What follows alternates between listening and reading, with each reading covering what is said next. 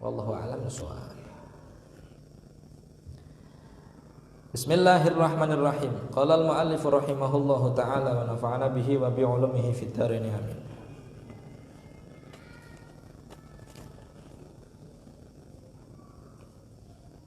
Jadi keterangan wingi masalah darah nggih. Masalah darah. Wingi kula nerangaken dua darah. Yang pertama yaitu damul baraghith, darahnya nyamuk atau hewan-hewan yang seperti nyamuk sing apa namanya la damalah hasail. Menurut Al-Imam An-Nawawi yu'fa mutlaqan, kecil sedikit atau banyak makfu. Imam Rafi mengatakan ketika sedikit dimakfu, ketika banyak tidak makfu. Imam Nawawi mutlak, sedikit banyak dimakfu. Intasyara bi'arqin amla, tetap makfu. Artinya nyebar dengan keringat ataupun tidak, tetap hukumnya makfu. Kecuali ketika sampeyan deplok nyamuk dengan klambi ceplok metu getihe, Imam Nawawi mengatakan angger dipateni qasdan, idza qatalahu qasdan fi badanihi aw thawbihi, maka tidak dimakfu kecuali hanya sedikit. Jadi yang dikeplak metu gede kok secuil, dibekto salat tidak masalah. Tapi dikeplak kok akeh, maka di situ tidak menjadi makfu. Artinya tidak boleh dibawa untuk apa? Salat. Tapi angger seumpama dengan sendirinya kok seumpama ora sengaja ya nempel yang ujug-ujug dan yang kepleak lah istilahnya kok, atau turu ora krasa, lagi turu tangi turan getihe yukfa. Getih nyamuk niku napa hukumnya? Yukfa. Qalilan au katsiran. Ketika tidak disengaja membunuh. Kalau disengaja maka yang dimakfu hanya sedikit, yang banyak tidak dimakfu. Itu pendapat yang muktamad daripada Imam Nawawi. Yang Rafi'i sebaliknya, kalau sedikit dimakfu, banyak tidak dimakfu. Dan juga kalaupun sedikit tapi intasyara bi'araqin juga tidak makfu, hukumnya tidak makfu. Lah kadar sedikit atau banyak itu kira-kiranya seperti apa? Dikembalikan kepada uruf. Jare wong ngarani kesuwil apa akeh. Secara umum angger wong urut gede semono ngomong sithik apa akeh. Angger jare wong umum, oh kita secuil, hukumnya secuil. Angger jare wong umum, oh iku akeh, hukumnya akeh. Oh kita sedidik, nyongbar mati nyamuk kan yang kelambine nyong. Ana getiye, ki makfu apa ora ya? Sithik apa akeh? Angger sithik kan makfu. Arake ora ki jare kon sithik apa akeh? Oh kita sithik, ngomongan kita sithik ya wis, hukumnya makfu. Jelas nggih? Angger jare wong oh kita ya akeh kowe ambak. Getiye akeh berarti ora makfu. Jadi kembalikan kepada alal mu'tamad, dikembalikan kepada adat, kepada uruf, kepada umumnya wong nang ngono ngarani sithik apa akeh. Enten malah sing ngarani angger di bawah 1 dinar maka disebut sedikit. Kalau di atas 1 dinar disebut banyak. Artinya mata uang koin dinar. Ya, koin apa? Dinar. 1 dinar itu 4 gram. Kurang lebih 4 gram. Sak ngisore sak dinar berarti sidik, sak dhuwure sak dinar berarti akeh. Jelas nggih? Kemudian damul batharat hukumnya sama dengan al-baraghith. Artinya berarti sedikit atau banyak makfu ketika bukan dari pekerjaan sendiri. Artinya sampean jerawatan kok metu getihe sithik atau akeh makfu ketika ora dipecet. Angger dipecet sithik diampura, akeh ora diampura. Paham? Iku masalah napa? Jerawat. Sedangkan ad-damamil, bisul ataupun koreng ataupun bekas darah daripada maudhi'ul fasdi wal hijamah, tempat canduk, hukumnya bagaimana? Memiliki khilafan di antara Imam Nawawi dengan Imam Rafi'i. Imam Nawawi sanjang fahuwa atau fahiya kal batharat. Hukumnya sama dengan damul batharat. yang mana damul batharat hukumnya sama dengan damul baraghith. Artinya bagaimana? Bisul ataupun bekas sandukan ataupun quruh ya, koreng, darah yang keluar dari quruh, hukumnya bagaimana? Sedikit atau banyak makfu.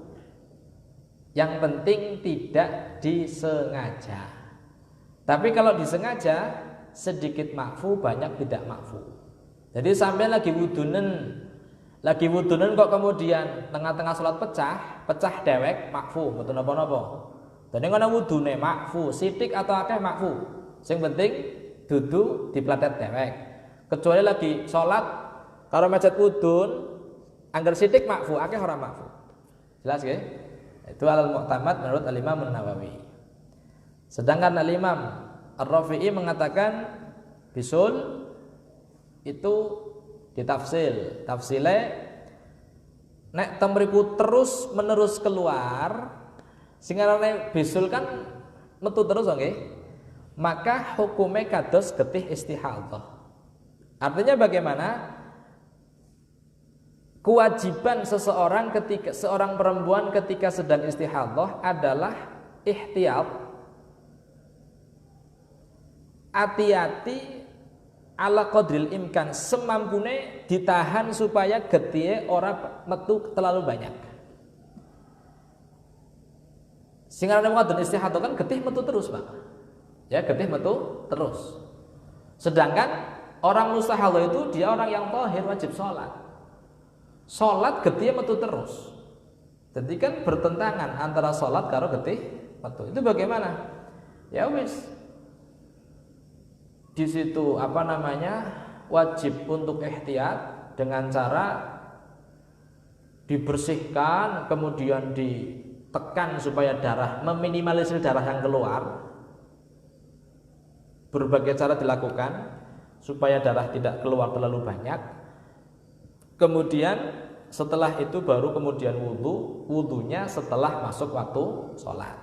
Dan setelah wudu langsung sholat aja kesuwen. Kesuwen kok gede metu maning kakean. Jadi sholat dalam keadaan punya wudu. Ada darah yang keluar. Baik, itu hukumnya hukum mustahadhah atau hukum salis. Begitupun sama orang yang sedang dalam keadaan punya bisul, menurut Imam Rafi'i hukumnya sama seperti orang yang istihadhah, dijaga sebisa mungkin supaya darah tidak terlalu banyak keluarnya. Tapi anggar seumpama bisul tersebut tidak seperti istihadhah, mandek katakanlah mandek, metu maning, maka hukumnya kados dene getih ajnabi, darah lain, darah orang lain, bukan darah diri sendiri. Walhasil alal mu'tamad mawon Imam Nawawi mengatakan bahwa damud damamil, darah bisul niku hukumnya sama dengan al-batharat. Artinya bagaimana? Artinya ketika sedikit atau banyak hukumnya makfu. Qalilan qat'an wa katsiran ala rajih, hukumnya makfu. Yang penting tidak dipecah oleh seseorang itu. Pecah dewek makfu, tapi kalau dipecah dan yang wonge sidik makfu, akeh ora makfu. Paham nggih? Itu hukum sepakatan. Lah kalau darah orang lain bagaimana? Darah orang lain hukumnya Imam Nawawi mengatakan sedikit makfu, banyak tidak makfu. Jadi getih ayam kah atau getih cipretan sembelihan ayam, getih cipretan sembelihan sapi, atau getih wudune wong liya nempel, hukumnya bagaimana? Dari Imam Nawawi sedikit diampura, damul ajnabi sedikit dimakfu. Tapi Imam Rafi mengatakan la yu'fa mutlaqan qalilan au katsiran. Pokoknya Imam Rafi mengatakan damul ajnabi sidik atau akeh ora dimakfu, najis. Imam Nawawi ora, angger sidik najis tapi makfu, angger akeh baru ora makfu. Jadi darah orang lain, darah lain. Jelas nggih? Masalah nanah sing campur darah namanya as-sadid, hukumnya sama seperti darah. Ya, seperti darah. Hukumnya sama, tafsilnya sama. Sedangkan yang terakhir masalah mutanafid, plentingan sing enten banyune. Kayak dene bocah santri, kadang-kadang ana plentingan banyu ya. Di pletos kan kepenak kadang-kadang ya. Pletos niku. Kadang-kadang kan nyiprat apa maring rahayu. Ngira wong iki. Ya nyong dia pernah ngalami kayak stot. Dadi kepenak ana weruh yang stot yang kepenak. Atau bukan hanya apa namanya gatal-gatal itu saja, mungkin luka bakar, kan banyu nggih. Banyu itu bagaimana? Hukumnya itu namanya mutanafid.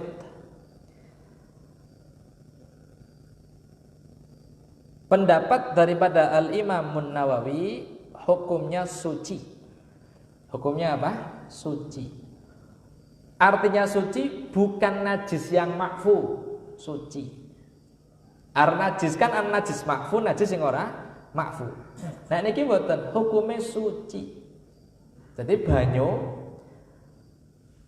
sing medal sing kados dene cangkrang ataupun luka bakar, hukumnya suci.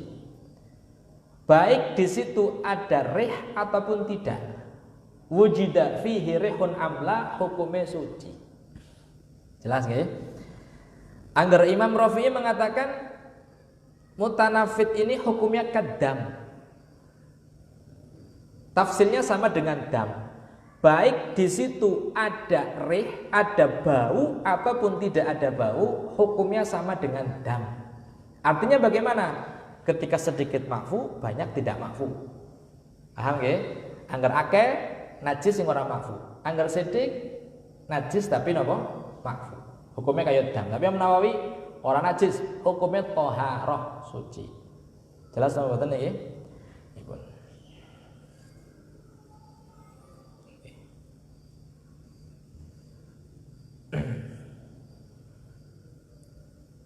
Kalau kemutan wau iki hadis wau sing diwaos. Jadi napa namine?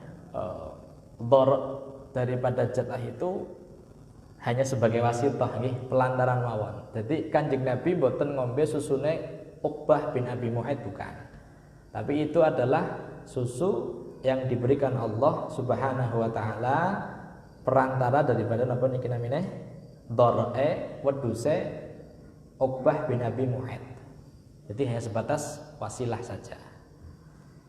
Niki enten setunggal imam namanya Imam Hasan Al-Basri. Panjenengan ngertos niki sebuah maklumat kangge maklumat kula sampean kabeh. Imam Hasan niki termasuk golongan tabi'in, menjumpai sahabat, tidak menjumpai Nabi. Bahkan Imam Hasan Al-Basri niki menjadi sayyidut tabi'in, pemimpin daripada ulama-ulama tabi'in. Beliau lahir tahun 21 Hijriah atau 11 tahun setelah meninggalnya Rasulullah sallallahu alaihi wasallam. Imam Hasan ini lahir dari seorang perempuan bernama Khairah.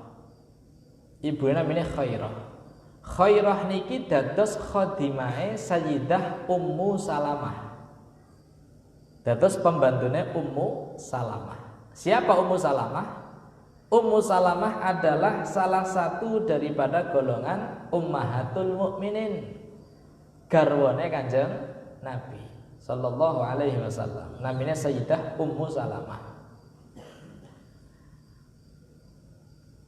Satu hari Sayyidah Ummu Salamah perintah maring Khairah maring ibune karena punya hajat pembantu tuku apa mana medal. Lah Imam Hasan yang masih bayi dalam keadaan tidur. Kemudian bayinya Imam Hasan ini, Imam Hasan kecil itu kemudian terbangun dan nangis. Nah bayi dong nangis galetine napa? Ibune napa bapakne? Galetine sinten? Ibune. Karepe nyusu, wong ngasih cilik ke si bayi. Sing penting ana sing bisa nggo supaya orang-orang nangis lah. Nangis Imam Hasan ini nangis, Imam Hasan ini nangis.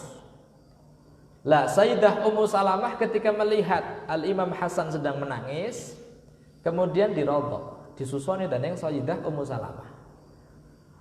Imam Hasan Basri menyusu kepada Ummu Salamah, istrine Kanjeng Nabi sallallahu alaihi wasallam. Apakah hanya sebatas al-massu saja? Bahasa kasare ngempeng mawon, boten sampai ngombe susune, napa teng mriku susune medal? Al-Imam Abu Nuaim wonten ing kitab Hilyahipun sanjang bahwa darra labanuha. Air susunya keluar. Jadi Sayyidah Ummu Salamah mengeluarkan air susu yang diminum oleh Imam Hasan Al-Basri. Kalau sempat iskal, loh itu kan siji kados mekaten.